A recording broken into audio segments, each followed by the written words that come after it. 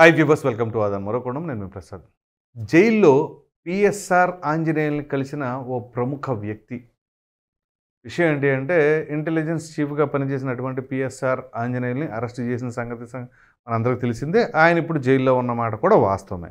అయితే ఇక్కడ కొన్ని ఆసక్తికరమైన పరిణామాలు ఏంటి అంటే, కాదంబరి జత్వాని కేసుకు సంబంధించిన అంశంలో ఏ పోలీస్ అధికారి అరెస్ట్ కాలేదు, కానీ పిఎస్ఆర్ ఆంజనేయులు మాత్రమే ఎందుకు అరెస్ట్ అయ్యాడు? అఫ్కోర్స్ ముందస్తు బెయిల్ అనేది ఆయన తెచ్చుకోలేదు, అది వేరే విషయం.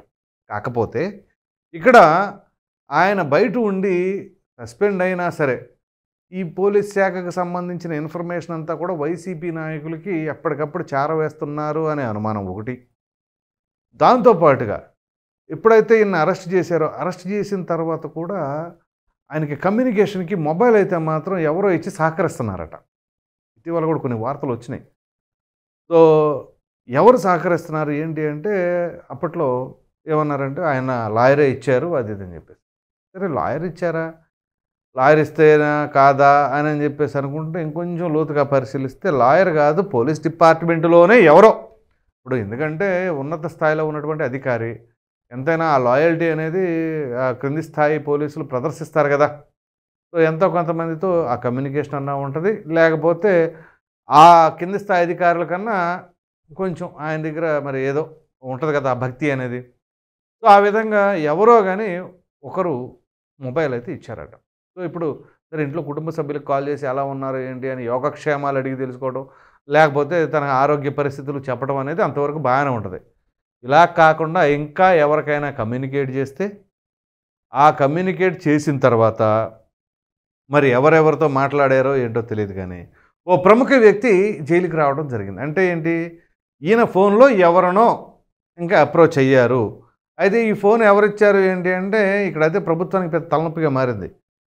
పదే పదే ఎంత అవాయిడ్ చేద్దామన్నా సరే ఈ ఇంటి దొంగలు ఈశ్వరుడైనా పట్టలేడు అన్నట్లుగా ఎవరో ఒకళ్ళు బ్యాక్ ఎండ్లో సపోర్ట్ చేస్తూనే ఉన్నారు. సో అంటే ఇక్కడ జగన్మోహన్ రెడ్డి గారు ఓడిపోయినా, ప్రతిపక్ష హోదా దక్కకపోయినా, ఆ రూట్స్లో కొంత స్ట్రాంగ్గానే ఆ బేస్మెంట్లో ఎవరో ఒకళ్ళు అయితే మాత్రం కోఆపరేట్ చేస్తున్నారు వీళ్ళకి. అంతెందుకు బోరుగడ్డ అనిల్ ఎపిసోడ్లో కూడా ఆయనకి ఎవరో మొబైల్ ఇచ్చి సహకరించారు అని చెప్పేసి కూడా అప్పట్లో వార్తా కథనాలు వచ్చినాయి కదా. సో ఆఫ్టర్ ఆల్ బోరుగడ్డ అనిల్కి ఆ విధమైన నెట్వర్క్ని క్రియేట్ చేసినప్పుడు మరి ఇంటెలిజెన్స్ చీఫ్గా పనిచేసినటువంటి పిఎస్ఆర్ ఆంజనేయులకి ఇంకా ఆ విధంగా కమ్యూనికేషన్ కోసం మొబైల్ ఇవ్వడం ఏమాత్రం ఈ కష్టం అంటారా? సో ఆ విధంగా ఇక్కడ పిఎస్ఆర్ ఆంజనేయులు గారికి ఎవరో మొబైల్ ఇచ్చారు, ఆ విధంగా మాట్లాడారు. చివరిగా ప్రముఖ వ్యక్తి వచ్చారు. ఇంతకీ ఎవరో ప్రముఖ వ్యక్తి ఎందుకు వచ్చారు అని అంటే, ప్రస్తుతం రాజకీయాల్లో లేకుండా ఇన్యాక్టివ్గా ఉండి, ఒకప్పుడు రాజకీయాల్లో చాలా ఇదిగా ఉండి రాజశేఖర రెడ్డి గారికి అపర భక్తుడు అయినటువంటి ఉండవల్లి అరుణ్ కుమార్, ఆయన అప్పుడప్పుడు ప్రెస్ మీట్లు మాత్రమే పెడతా ఉండేవాళ్ళు. ప్రెస్ మీట్లకు మాత్రం పరిమితం. అదేమిటి అంటే, విభజనకు సంబంధించిన ఎపిసోడ్ తీసుకొస్తూ ఉంటారు. అప్పుడు విభజన తప్పు అని చెప్పేసి అంటారు. అప్పుడు ఆయన ఎంపీ. సో ఆ విషయం ప్రక్కన పెడితే, ఈయన బయటకు వచ్చినప్పుడు అప్పుడప్పుడు కొన్ని పాజిటివ్గా చెప్తూ ఉంటారు, కొన్ని నెగిటివ్గా చెప్తూ ఉంటారు జగన్మోహన్ రెడ్డికి. సరే, ఎంతైనా సరే ఆయనకి రాజశేఖర రెడ్డి గారి మీద ఉన్న అభిమానం జగన్మోహన్ రెడ్డి గారి పైన ఉండదంటారా? రాజకీయాల్లో లేకపోయినా ఎంతైనా ఆయన సహచరుడిగా పనిచేసినటువంటి వ్యక్తిగా భావించడం కావచ్చు, లేకపోతే ఆయనకు మంచి సన్నిహితంగా ఉన్న రాజశేఖర రెడ్డి గారి తనయుడిగా చూడటం కావచ్చు, ఏదైనా సాఫ్ట్ కార్నర్ అయితే ఉంటుంది. సో మరి ఇప్పుడు ఆయన వెళ్ళి పరామర్శ చేశాడు అంటే పిఎస్ఆర్ ఆంజనేయుల్ని ఇక్కడ మరి ఏం ఆలోచించాలి చెప్పండి. దీంతో పాటుగా కొన్ని కీలకమైన అంశాలు. అదేంటి అంటే, ఇప్పుడు పిఎస్ఆర్ ఆంజనేయులు, ఉండవల్లి అరుణ్ కుమార్ ఒకటే సామాజిక వర్గం. సో ఆ ప్రకారంగా ఏమైనా సరే మరలా ఇక్కడ నెట్వర్క్ నడిపారా, ఇది ఆలోచించాలి. సో ఎలా చెప్పుకున్నా అసలు ఇల్లు ఏం మాట్లాడారు ఏంటి? పైగా ఇక్కడ కొన్ని కీలకమైన అంశాలు. ఈ పిఎస్ఆర్ ఆంజనేయులకి ఇప్పుడు కాదంబరి జత్వాని కేసు ఒకటే కాదు కదా, ఏపీపీఎస్సీలో జరిగిన అవకతవకలు అని చెప్పేసి, అంతెందుకు ఆ యొక్క పేపర్ వాల్యుయేషన్ అంతా కూడా అసలు హాయ్లాండ్లో పెట్టి ఎలా జరిపిస్తారు అని చెప్పేసి, పైగా దానికి అప్పుడు ఇన్ఛార్జిగా ఉన్నది ఎవరు, ఏపీపీఎస్సీ చైర్మన్గా గౌతమ్ సవాంగ్ గారు ఉన్నారు. సో ఆ విధంగా ఈ కేసు ఇది ఇంతటితో పోకుండా ఇంకా లోతుగా వెళితే ఒకరి తర్వాత ఒకరు ఈ అంశాలన్నీ కూడా బయటకు వస్తాయి. కాబట్టి ఇదైనా సరే అక్కడ ఏమైనా జరిగిందా అనేది కూడా కొంచెం లోతుగా ఆలోచించాలి. సో ఇప్పుడు ఆ ఉండవల్లి అరుణ్ కుమార్ అక్కడికి ఎందుకు వెళ్ళాడు, ఏం మాట్లాడాడు, ఏ విషయాలపైన అక్కడ చర్చ జరిగింది, లేకపోతే ఎవరైనా వైసీపీ నాయకులు సాదాసీదాగా ఒక మాజీ ఎమ్మెల్యేలైనా లేదు ఒక ఇన్ఛార్జ్ వెళ్ళినా, లేదు ఒక నామినేటెడ్ పదవి చేసిన వ్యక్తి అతను వెళ్ళినా కానీ అది పెద్ద సెన్సేషన్ అవుద్ది, బ్లాస్టింగ్ న్యూస్ అవుద్ది. సో ఎంతైనా మీడియా కళ్ళు కప్పకుండా పంపించలేరు కదా. సో ఇదిగో చూసారా ఏ విధంగా చేస్తున్నారు ఏంటో అని చెప్పేసి పెద్దగా వార్తలు వస్తాయి కాబట్టి, ఇవన్నీ కాకుండా ఒక న్యూట్రల్ క్యాండిడేట్ లాగా భావిస్తారు కాబట్టి ఉండవల్లి అరుణ్ కుమార్ ఎట్లాగూ పాలిటిక్స్లో యాక్టివ్గా లేడు. సో ఆ విధంగా ఆయన పంపించి మరి ఏదైనా సరే నెట్వర్కింగ్ వ్యవహారం ఏమైనా చేశారా ఏంటి, ఇదంతా కూడా ఆలోచించాలి.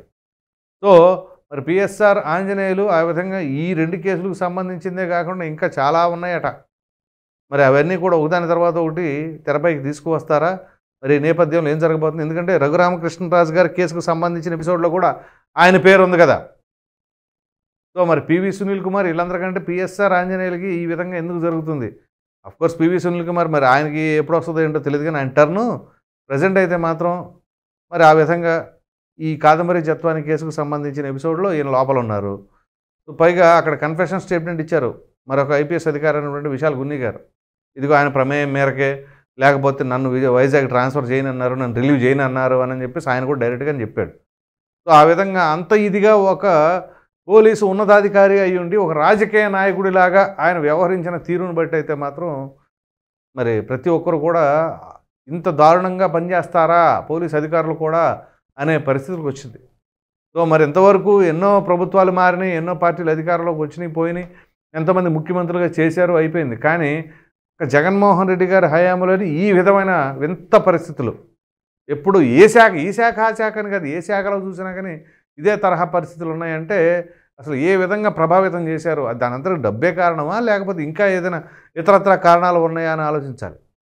సో ఇప్పుడు ఈ డెమోక్రసీలో ప్రతి ఒక్కటి కూడా పొల్యూట్ అయిపోయింది అనుకోండి, ఎవరేం పని చేస్తారో చిత్తశుద్ధి ఎక్కడ ఉంటుంది? అంతా పార్షాలిటీయే కదా. సో ఎవరికి నచ్చినట్లుగా వాళ్ళకి నాయకులకు నచ్చిన విధానంగా చేసుకుంటూ వెళ్ళిపోతామే. సో ఆ ప్రకారంగా ఇప్పుడు పిఎస్ఆర్ ఆంజనేయులకి అయితే మాత్రం మరి ఆయన లోపల ఉన్నారు. మరి ఏం జరగబోతుంది, ఇప్పుడు వీళ్ళ ప్లానింగ్ ఏంటి? సో మరి ఈ విధంగా జరిగితే ఈ కేసుకు సంబంధించి కానీ దాని తర్వాత మరొక కేసు పీటీ వారెంట్లు ఉంటాయి కదా, ఇక ఒకదాని తర్వాత ఒకటి కేసులు నమ్మది ఇప్పుడెప్పుడే బయటకు వచ్చే పరిస్థితులు కూడా కనిపించట్లేదు అంటూ ఉన్నారు. సో ఏ ఐపీఎస్కి లేనటువంటి పరిస్థితులు పిఎస్ఆర్ ఆంజనేయులకి అయితే మాత్రం ఎదురవబోతున్నాయి. సో ఇప్పుడు ఈ పీటీ వారెంట్ల ద్వారా ఇక అరెస్టుల పర్వం కంటిన్యూ అవుతూనే ఉంటుందా? అఫ్కోర్స్ ఆయన కొంచెం అనారోగ్య కారణాలు ఉన్నాయి, బీపీలు వచ్చినాయి, అది ఇది అని చెప్పేసి అన్నారు. సరే అవన్నీ నార్మలైజ్ అయిన తర్వాతే అప్పుడు పోలీసు విచారణకు పిలిచారు, అది వేరే విషయం అనుకోండి. సో మొత్తం మీద ఇక్కడ పిఎస్ఆర్ ఆంజనేయులకు సంబంధించిన ఎపిసోడ్లో మరి జగన్మోహన్ రెడ్డి గారి నెట్వర్క్ ద్వారా బాగానే పనులు అయిపోతూ ఉన్నాయి. ఇప్పుడు ఎందుకంటే ఎవరికైనా ఏదైనా సరే విషయం తెలియచేయాలి అన్నా, ఎట్లా ఎక్కడికక్కడ ఇన్ఫర్మేషన్ చేరవేయాలి అన్నా సరే ఇట్లా ఎవరో ఒకరు బిహైండ్ ద స్క్రీన్ నడిపిస్తూ ఉండాలి. అది ఉన్న పోలీస్ అధికారుల ద్వారా చేయించారా, లేకపోతే ఆ లాయర్ ద్వారా చేయించారా, లేకపోతే ఇద్దరూ చేశారా? వీటితో పాటు మరి అరుణ్ కుమార్తో సంభాషణలు ఏం జరిగినాయి? సో ఎంతైనా మాజీ ముఖ్యమంత్రి రాజశేఖర రెడ్డి గారి తనయుడిగా ఆయన రాజశేఖర రెడ్డి గారి క్యాబినెట్లో పనిచేశారు. క్యాబినెట్లో కాదులేండి, ఆయన హయాంలో ఈయన ఎంపీగా పనిచేశారు కాబట్టి కొంచెం ఆ అభిమానం అనేది మాత్రం ఎక్కడికి పోదు. మరి ఈ తరుణంలో మొత్తానికి మరి అక్కడికి వెళ్ళి ఏం జరిగింది అనేది మాత్రం తెలియదు, కానీ వెళ్ళారు అన్నట్లుగా మాత్రం ఇన్ఫర్మేషన్ లీక్ అయింది. మరి చూద్దాం ఇది ఎంతవరకు వెళ్తుంది, ఏం జరుగుతుంది, మరి పిఎస్ఆర్ ఆంజనేయులు ఏం చెప్పాడా ఏంటి, మరి ఇక ఆయనకి పీటీ వారెంట్లతో కంటిన్యూ అవుతూ ఉంటే ఇంకా ఈ యొక్క భాగోతంలో ఎవరెవరైతే వెనకాల ఉన్నారో, ఇప్పుడు ఉదాహరణకి మరొక ఐపీఎస్ అధికారి అయినటువంటి గౌతమ్ సవాంగ్, ఆయన ఇప్పుడు మరి చైర్పర్సన్గా ఉన్నారు దానికి ఏపీపీఎస్సీకి. మరి ఆయనకు చుట్టుకుపోతుందా, ఆయన కూడా రాబోతున్నారా, ఏం జరగబోతుంది దానిపైన మరి పూర్తిగా తెలియాలి అంటే మరి కొంత సమయం వేచి చూడవలసి ఉంది. ఈ వీడియో కనుక మీకు నచ్చినట్లు లైక్ చేయండి, షేర్ చేయండి. అదేవిధంగా పిఎస్ఆర్ ఆంజనేయుల్ని జైల్లోనే కలిసిన ప్రముఖ వ్యక్తి ఎవరు అంటే ఉండవల్లి అరుణ్ కుమార్ అట. మరి ఆయన ఎందుకు కలిశారు, ఏం సంభాషణలు చేశారో కానీ ఏమి జరిగి ఉండొచ్చు అని మీరు అనుకుంటున్నారో ఆ అభిప్రాయాన్ని కామెంట్ సెక్షన్లో తప్పకుండా తెలియజేయండి. Thank you.